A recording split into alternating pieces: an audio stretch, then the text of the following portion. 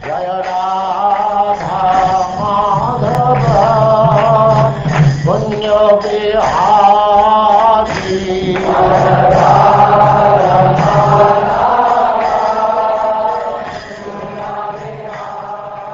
And now chapter 27, Lord Krishna's instructions on the process of deity worship.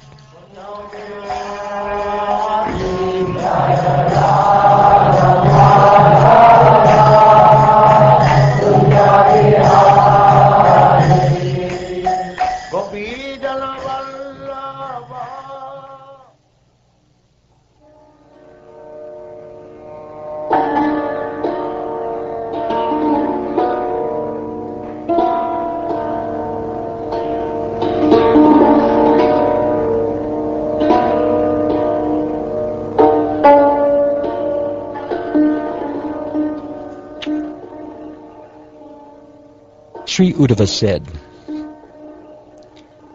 My dear Lord, O Master of the devotees, please explain to me the prescribed method of worshipping you in your deity form. What are the qualifications of those devotees who worship the deity? On what basis is such worship established? And what is the specific method of worship? All the great sages repeatedly declare that such worship brings the greatest benefit possible in human life. This is the opinion of Narad Muni, the great Vyasadeva, and my own spiritual master, Brihaspati. O most magnanimous Lord, the instructions on this process of deity worship first emanated from your lotus mouth. Then they were spoken by the great Lord Brahma to his sons, headed by Bhrigu, and by Lord Shiva to his wife Parvati.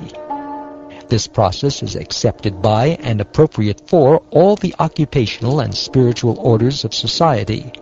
Therefore I consider worship of you in your deity form to be the most beneficial of all spiritual practices, even for women and Shudras. O Lotus-eyed One, O Supreme Lord of all Lords of the universe, please explain to your devoted servant this means of liberation from the bondage of work. My dear Uddhava, there is no end to the innumerable Vedic prescriptions for executing deity worship, so I shall explain this topic to you briefly, one step at a time.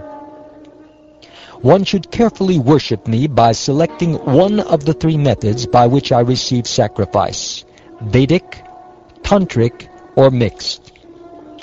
Now please listen faithfully as I explain exactly how a person who has achieved twice-born status through the relevant Vedic prescriptions should worship me with devotion.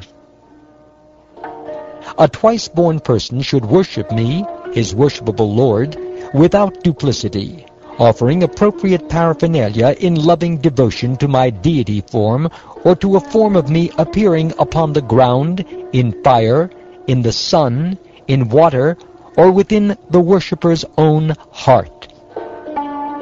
One should first purify his body by cleansing his teeth and bathing. Then one should perform a second cleansing by smearing the body with earth and chanting both Vedic and Tantric mantras. Fixing the mind on me, one should worship me by his various prescribed duties, such as chanting the Gayatri mantra at the three junctures of the day. Such performances are enjoined by the Vedas and purify the worshipper of reactions to fruitive activities.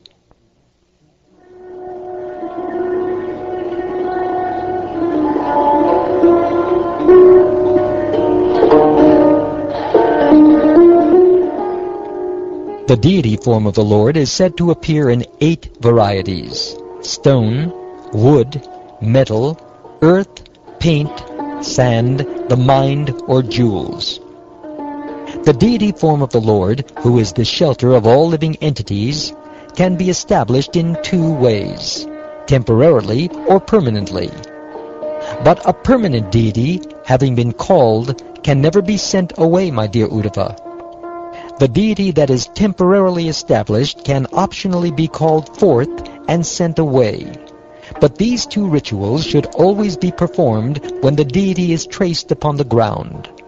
Bathing should be done with water, except if the deity is made of clay, paint, or wood, in which cases a thorough cleansing without water is enjoined.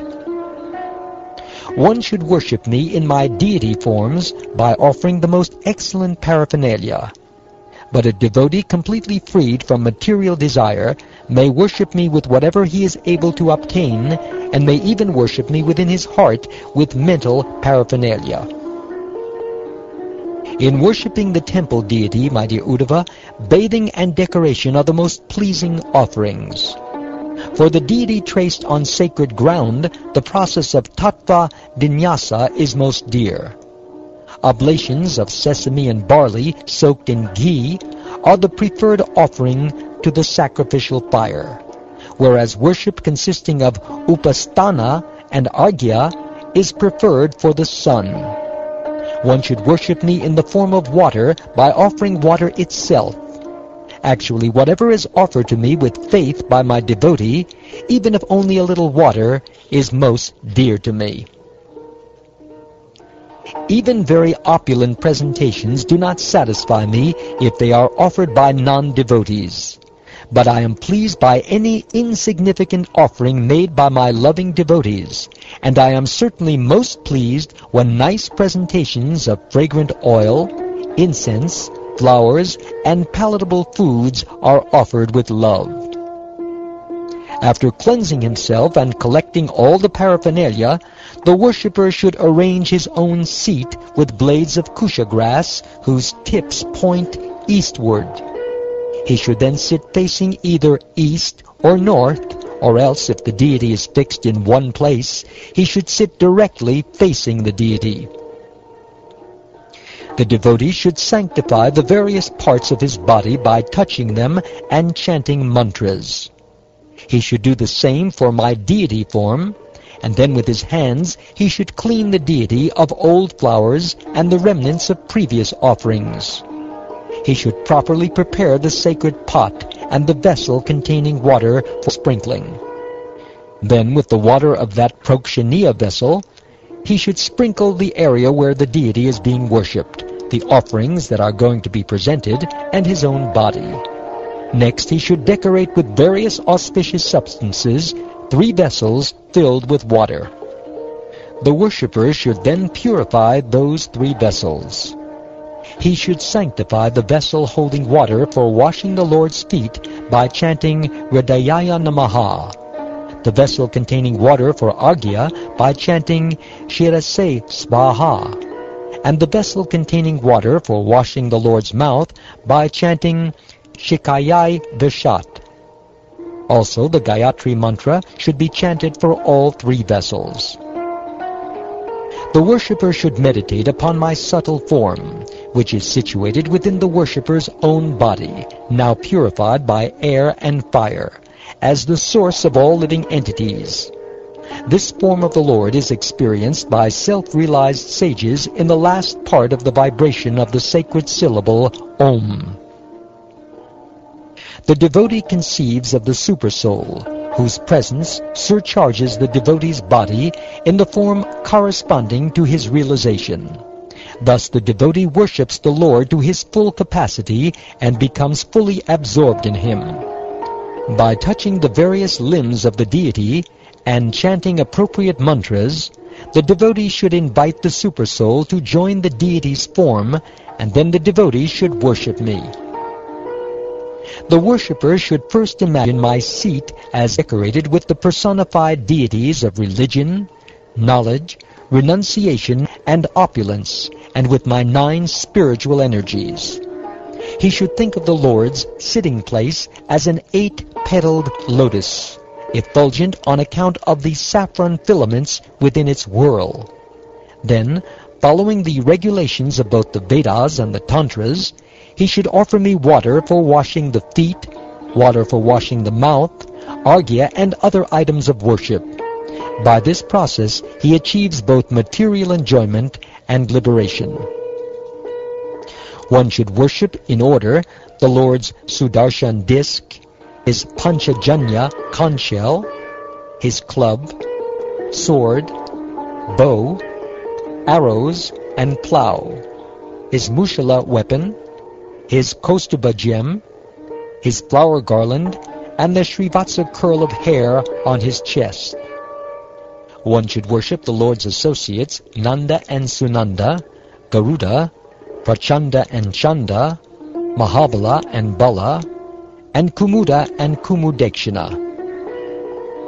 With offerings such as Prokshana, one should worship Durga, Vinayaka, Vyas, Vishvaksena, the spiritual masters, and the various demigods. All these personalities should be in their proper places facing the deity of the Lord.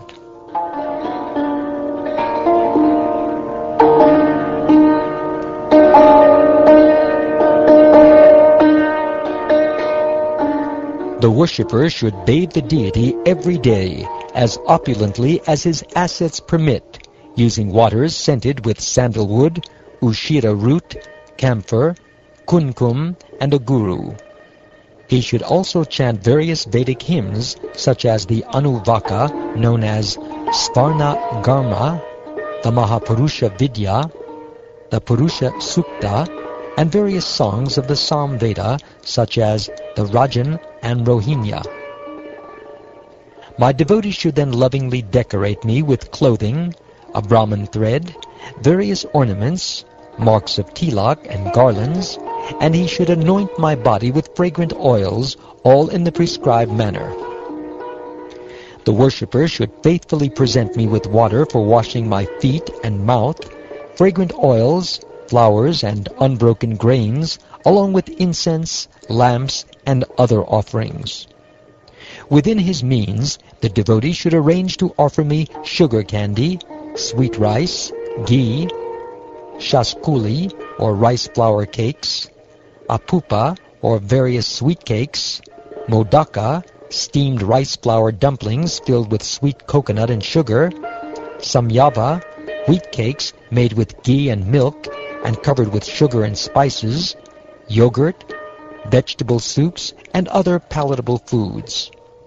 On special occasions, and daily if possible, the deity should be massaged with ointment, shown a mirror, offered a eucalyptus stick for brushing his teeth, bathed with the 5 kinds of nectar, offered all kinds of opulent foods, and entertained with singing and dancing.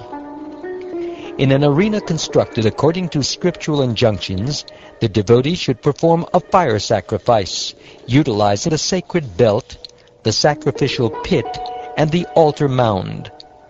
When igniting the sacrificial fire, the devotee should bring it to a blaze with wood piled up by his own hands.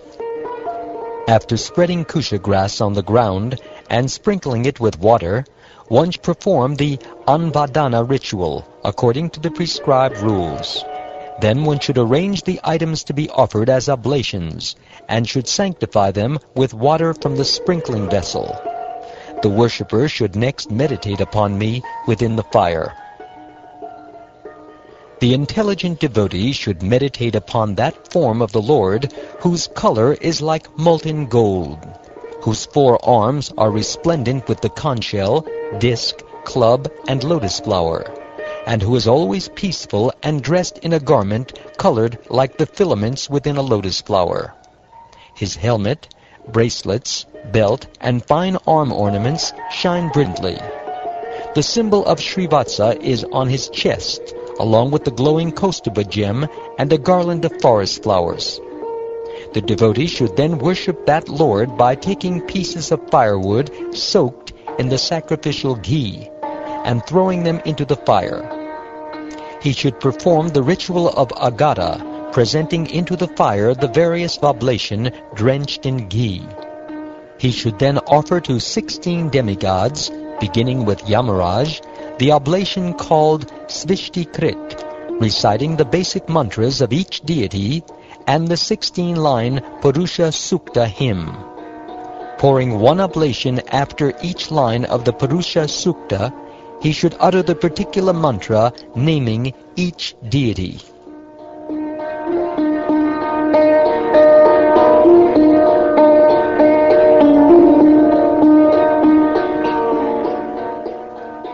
Having thus worshipped the Lord in the sacrificial fire, the devotee should offer his obeisances to the Lord's personal associates, by bowing down, and should then present offerings to them. He should then chant quietly the Mula Mantra of the deity of the Lord, remembering the absolute truth as the Supreme Personality, Narayan.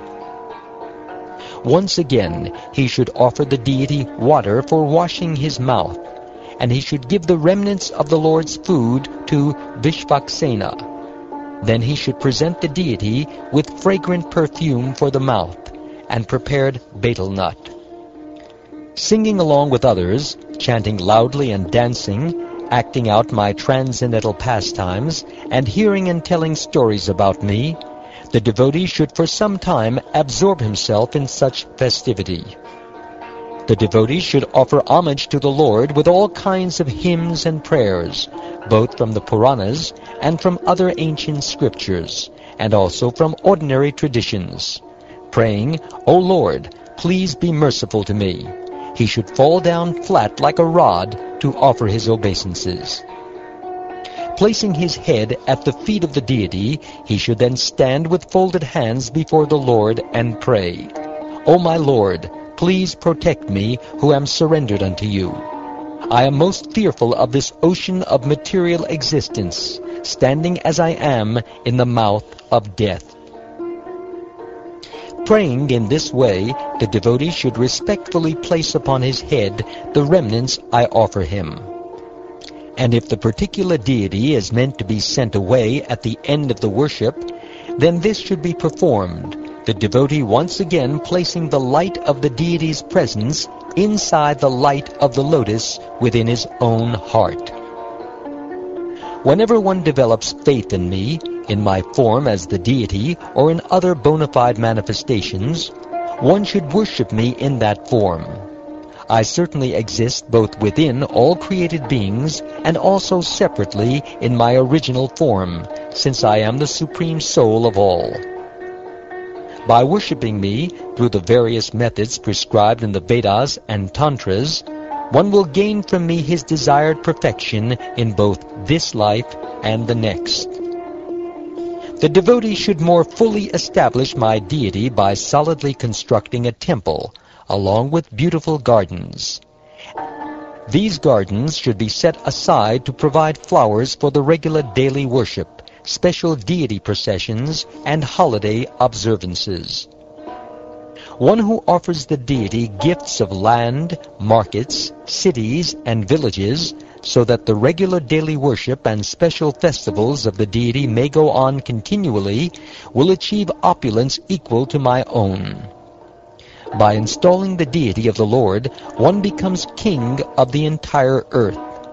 By building a temple for the Lord, one becomes ruler of the three worlds. By worshipping and serving the deity, one goes to the planet of Lord Brahma. And by performing all three of these activities, one achieves a transcendental form like my own. But one who simply engages in devotional service with no consideration of fruitive results attains me. Thus whoever worships me according to the process I have described will ultimately attain pure devotional service unto me. Anyone who steals the property of the demigods or the Brahmins, whether originally given to them by himself or someone else, must live as a worm in stool for 100 million years. Not only the performer of the theft, but also anyone who assists him, instigates the crime, or simply approves of it must also share the reaction in the next life. According to their degree of participation, they each must suffer a proportionate consequence.